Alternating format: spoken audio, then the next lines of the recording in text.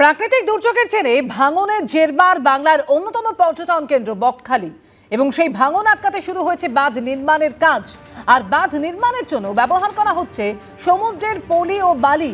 সেই পলি ও বালি কাটা হচ্ছে বাঁধের পাশ থেকে।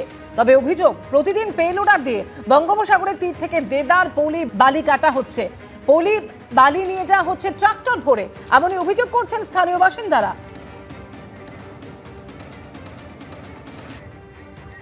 আর এই কাজ বেআইনি বলে দাবি স্থানীয় পঞ্চায়েতের প্রধান থেকে সাধারণ বাসিন্দাদের।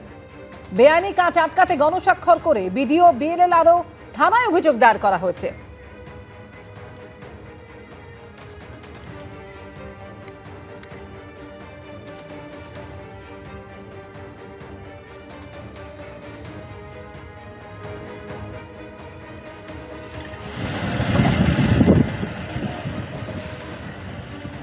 এখানে আমরা সারা পশ্চিমবঙ্গে দেখছি যে শাসক দলের, আমরা এর আগেও দেখেছি ৭৫-২৫ যে ভাগ, সেই ভাগটা চারিদিকে আপনারা জানেন যে কিভাবে টাকা উদ্ধার হয়েছে, কিভাবে বিভিন্ন দপ্তরে দুর্নীতির সঙ্গে জড়িত। আমরা মনে করছি সেই দুর্নীতিগুলো বন্ধ হয়ে যাওয়ার ফলে এখান থেকে ৭৫-২৫ নয়, ওটা 50-50% হয়তো তুলছে শাসক দল, সহযোগিতা করছে প্রশাসন। কারণ আমরা প্রতিবাদ করতে গেলে প্রশাসনের রক্তচক্ষুর সামনে আমাদেরকে পড়তে হয়।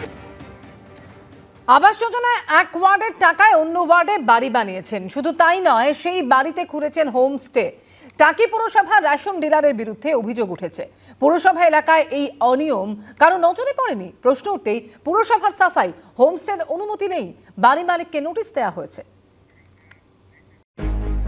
রং করা ৩ তলা বাড়ি, সেই বাড়ির গায়ে সাঁটা রয়েছে ব্যানার, তাতে লেখা প্রধানমন্ত্রী আবাস যোজনার টাকায় এই বাড়ি তৈরি হয়েছে। উপভোক্তার নাম মানস দাস। বাড়ি তৈরির খরচ ধার্য হয়েছে ৩,৬৮,০০০ টাকা। বাস্তবায়নের দায়িত্বে টাকি পুরসভা।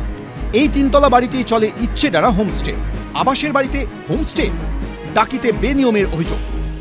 উত্তর ২৪ পরগনার টাকি পুরসভার ৪ নম্বর ওয়ার্ডের এই পেল্লায় বাড়ির মালিক রেশন ডিলার মানস দাস। তিনি থাকেন ৩ নম্বর ওয়ার্ডে। অভিযোগ, আবাস যোজনায় এক ওয়ার্ডের টাকায় আরেক ওয়ার্ডে ৩ তলা বাড়ি বানিয়ে তিনি হোমস্টের ব্যবসা করছেন।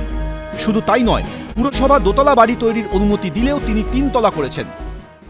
১৮-১৯ যে ঘর পেয়েছিলাম, আমি তখন বেকার ছিলাম। তার পরবর্তীকালে আমি ডিলারশিপ পেয়েছি অনেক করে, বেকার ছিলাম তখন। দোতলা দেখিয়ে দিতে পারে, ওপর আর নিচে দিয়ে যেই কভার এরিয়া করতে পারে তাই করা। আর রিসেন্টলি আমার ওপরে যেহেতু আমার এখন সচ্ছল অবস্থা বলে আমি উপরতলা একটুখানি বাড়িয়েছি, এছাড়া কিছু না।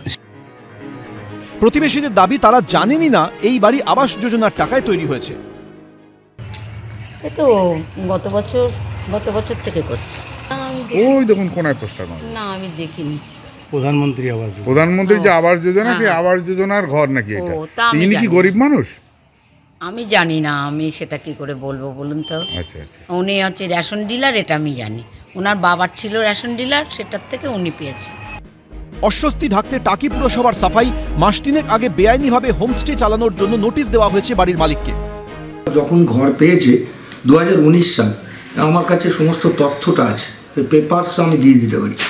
সে তখন একদম একটা বেকার ছেলে, বিয়ে করেছে, তার নিজস্ব কোনো ঘর ছিল না।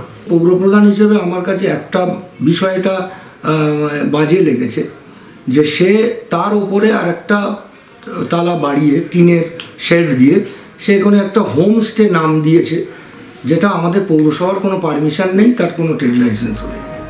প্রশ্ন উঠেছে, আবাসের টাকায় কিভাবে তৈরি হলো এই বাড়ি? এতদিন পুরসভার টনক নড়েনি কেন? সমীরণ পাল ও আব্দুল ওয়াহাব, এবিপি আনন্দ, উত্তর ২৪ পরগনা।